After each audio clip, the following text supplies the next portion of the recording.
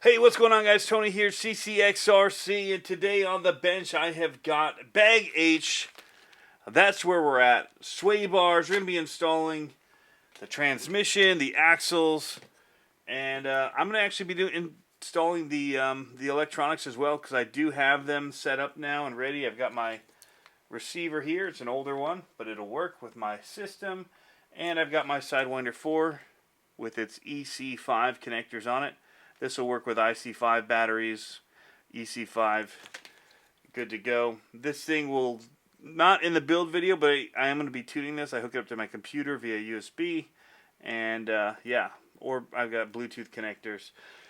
But we'll be putting this in. Something I like for that part is isopropyl alcohol, and I just wipe down the bottom of this before I put the tape on, and in here.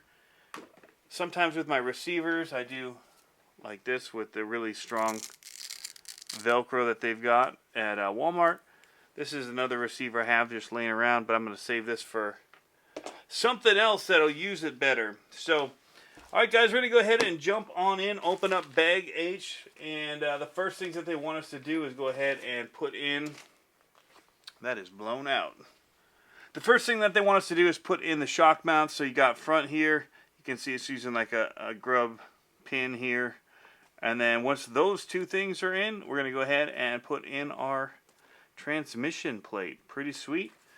And from there, we'll keep on going to shocks and axles. And then we'll do the drive shafts, more shocks, front axles. It's going to be awesome.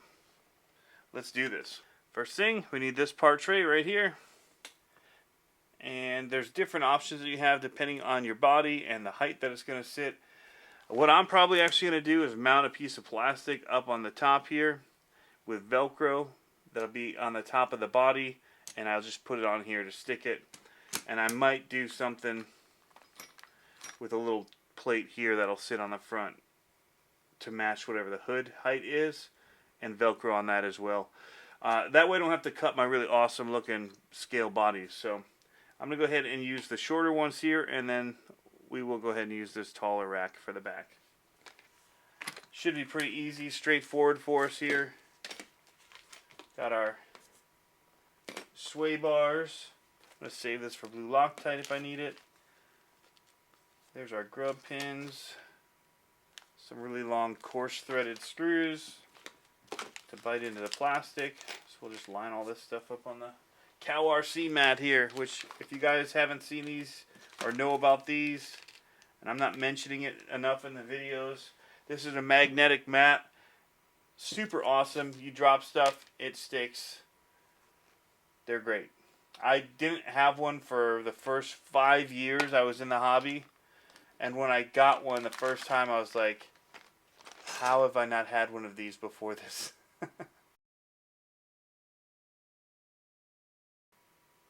Alright, so what I've done here is I've put the back brace in here, and we're going to be putting in the grub screw now. So it's going to slide right through and bite in there. Perfect. Do the other side, and then we'll do the same thing for the front, even though they're singles, but you get the idea already. You don't need to hold your hand. It's a little tricky. It's right there. You can get to it. Just got to go from below here. I'm just going to guess on these. Until you actually have your body, it's hard to know the height that you're going to want these at. So I'm just kind of putting them in. Alright, so the front posts are installed, the rear posts, and we are ready to move on to the next part, which is a big part, and that is to install our transmission. So the way that they have this mounted in here, the motor will face the rear of the truck. You can see the back of the motor. Front of the truck, you'll have your cover on here, but that's where your transmission is going to go. There's a couple little knobs or notches on this that fit in and kind of hold it in place for you. You can see it's kind of got a couple holes in here. This has some molded little knobs, I don't know what to call them, extrusions, and they just all lock into here, hold it in place for you, which is nice because you're working on it upside down. Let's just screw it in real nice and easy like. Yeah, so next thing is we're going to get our links all set up. We've got the long screws. You got to note where those are going in this top part. And then you've got shorter ones going in on the outside for the upper links. So they're AXA0439 are the long ones. You can have 4 of those, and then the 037s are the shorter. We'll flip our rear axle into place. Get the shocks to the outside. And we're just going to line up our upper links and our lower links to get these ready to screw in place. Making sense, guys? This whole thing is just starting to rock and roll here real quick. This is the good stuff. Ooh, this thing's got some bite. Spin it around. I'm going to do both of these.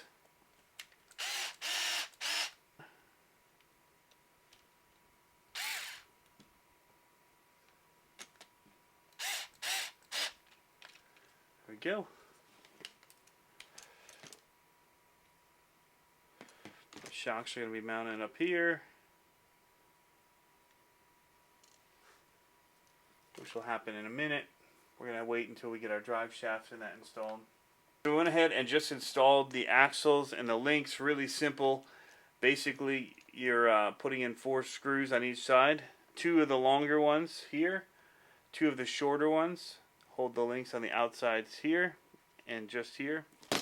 On both sides you get that. And basically your truck's ready once you get the shocks mounted up here to hold that all together. So that might be one of the next steps coming up. But first we're going to have to install the drive shafts. And we're going to want to make sure that those are in phase when we do that. So you want them to be aligned. And the way that they're saying to do it is have the threaded one on this side going this way and the threaded on the other going the opposite, which is how I have mine set up already, so we're good. But basically you just want to have them both going the same direction. You don't want one going this way and one going down. Looking at this, the way that this is set up, the side that looks like a crown is the side that we're going to be putting toward the transmission. Now this is into metal, so we do want to add some thread lock to it when we go for it. It's not going to be an easy thing to show. Now you do want to do this before you put the shocks on, or because right now you have the flexibility to move this around and get everything lined up. Got it.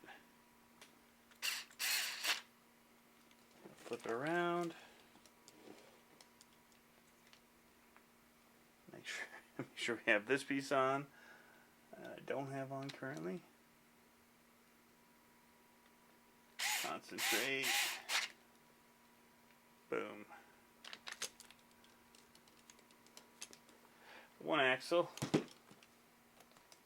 Now we've got our drive shafts installed. They're in phase.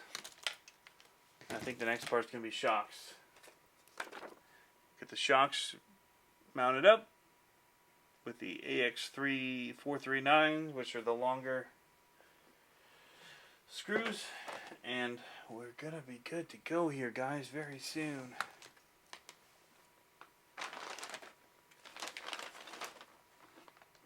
Now here's 3-4, and this is going to have our shock spacers right here.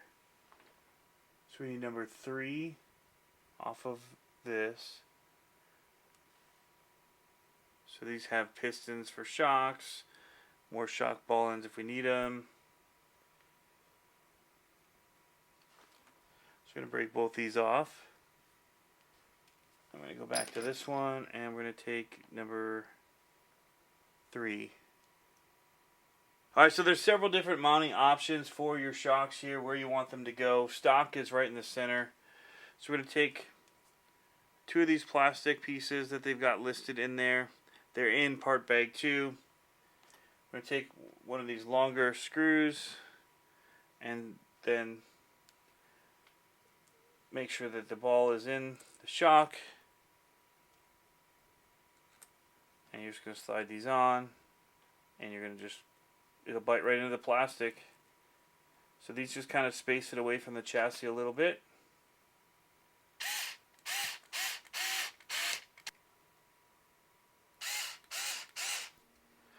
Alrighty guys, so that is all 4 shocks. And it looks good. The shocks feel good. They're nice and smooth. Alright, so the next part that we're going to be working on, guys, is the sway bar set. And it does come with one of them. And I also have another one here that I'm going to be putting together. It is the RR10 rear sway bar soft. This ran, I think, 25 bucks. So we're pulling these part trees out of the bags, and then I'll also be building this one. We'll be doing front and the rear sway bars next. Let's do it.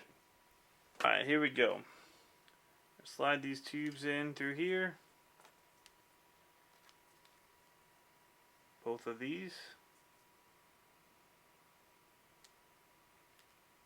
Thread these ends in. So there you go. That's all just twisted on there. Threads right on. Got that set up now for the next pieces. Alright, so the next part that we're going to be doing here, guys, is we're going to be installing these arms. You notice here the flat spot is on the back side. So these arms are going to go down. So it's on the back and on the upper part. So this one that has the flat spot now, I'm going to set that out like that. Alright, so these are the rears. So we have to get our upper mount here. Gonna push it right through here.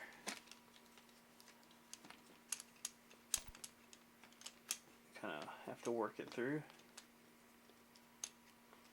There it goes. There.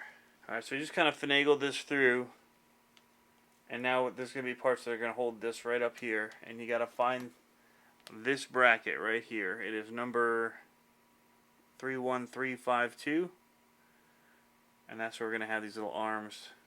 It's going to slide up and over it. Long screw. And while we're on this one, we might as well just go ahead and attach it. And out of screws, so it should be kind of obvious which ones we're using here. It's got to be long enough to make it through this and pull together on the other side.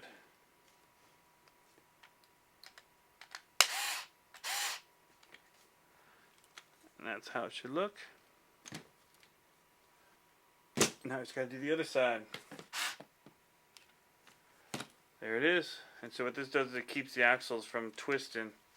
Where this one, you can see how much it can flex, which you'd want for a crawler, but for a go-fast car, you don't want that. So it eliminates that. This bar does. So we're going to do it for the front as well, using this kit, which does it the same way. Alrighty guys, so we have the front sway bars installed. They went on the exact same way as the rear, so that's real simple to install. Literally the exact same directions. I did have to have an extra screw to mount down here, so you'll have to make sure if you do get this kit that you'll have an extra screw or something that you can put through here to hold it to the axle.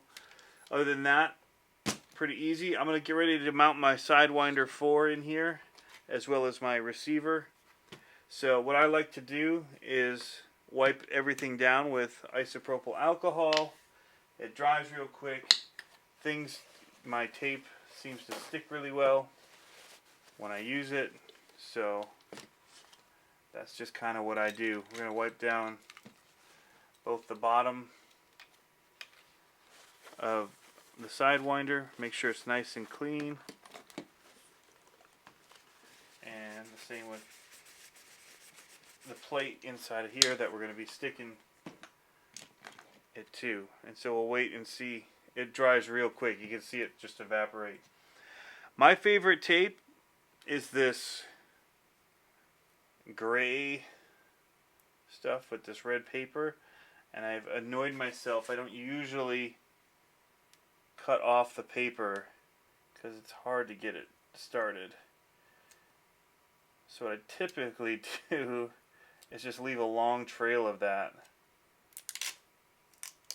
So once I cut underneath here, I'll leave this little tab to be able to peel my next piece off.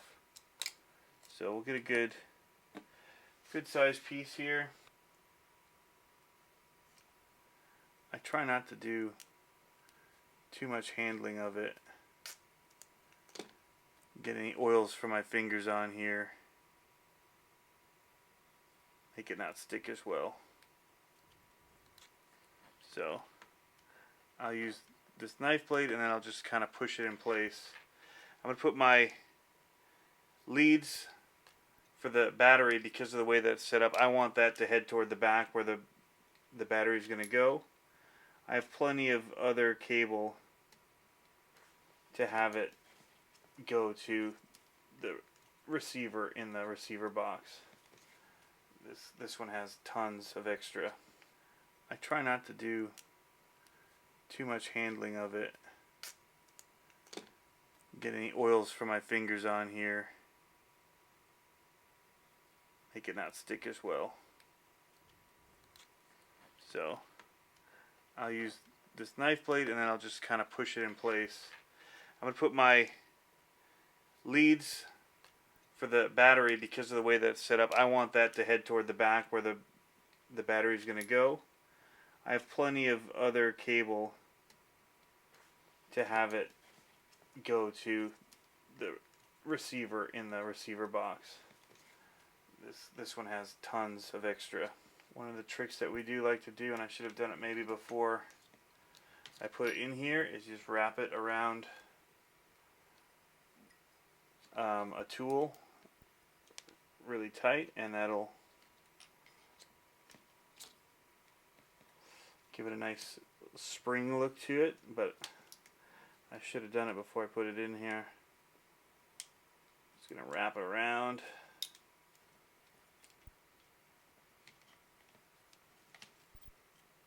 And just pull it tight. And pull this out, it just kind of coils that up. Gives you a nice springy little shortened cable that way. It's a quick way to make it a little shorter. I'm going to do the same thing with the alcohol on the bottom of it and the tape. The box here, and I need it to face up so I can see it and put stuff in here. And then we'll stick it down. This antenna can come up through the case if you want. I typically just roll it up and put it in here. I don't usually run these far enough that I notice any issue from doing it. Some people would probably cringe at me saying that. There's that one. I'm going to be replacing the servo at some point, but not today. Alright, there we have it. The electronics are now installed and the sway bars are on, transmission is in, axles are attached, and it's looking like a monster truck. This thing, if we put wheels on it, would pretty much be able to drive at this point if we bound this up. So there's a few things that we still need to do going forward, which is like put the driver in if that's something that you want to do. That requires painting. That's not a step that we're going to be going through. It's the painting of the driver, which is a pretty simple thing. Applying the decals and the stickers. Takes a few screws to put them in. Then we're going to put the cap on, and at that point it really comes down to finding body, getting wheels on it, the hexes and that kind of stuff. So we are like final stretch here. The last video is going to be wrap it up, bind it, and get it going. So thank you guys for tuning in to another one of these build videos. As you can see, we have changed some things from the stock setup. We've added the wheelie bar, we've added a front sway bar, which I will argue that I really think that should have come with it as the kit. Maybe not the RTR, but the kit should have had that installed. We did change out the zoomies, put on this like collected or gathered pipes here. We have Vanquish arms on the bottom, which are metal. We did switch out the transmission. Not necessary because you have metal gears now. But this one's just set up so smooth by Michael McKenzie. I put it in. Also, it's running a 52 tooth. And it's a slipper clutch delete for racing. So we're going to make this into a race truck. I will be swapping out to a better servo on here as well because of this being the race truck. We swapped out the front steering links. Those are metal by Teal. And we put in the internal axle tubes inside of here. So we've done some extra work to this thing to kind of get it ready for racing. There's a few other tuning things we'd probably do as far as raising up the suspension to make it squat a little bit more. Get these links on the bottom as flat as possible instead of a lot of them when they come stock look like that. We want it when that weight sits, we want to have that pretty flat setup to it, which even here you can see. Now it's a little bit harder because you've got these knuckles here that are adjusting it and making it sit like that. But once we get the wheels on, I think this thing, the suspension feels pretty good. I am noticing that these bolts are hitting on my sway bars, which are, this is an add-on, but it looks like if I move this bolt up here, it would clear. So that'll just be something I have to do. But it's looking good, and we're ready to wrap it up, guys. So we'll get these things out and running here very soon. Have fun RCing, and we'll catch you next time.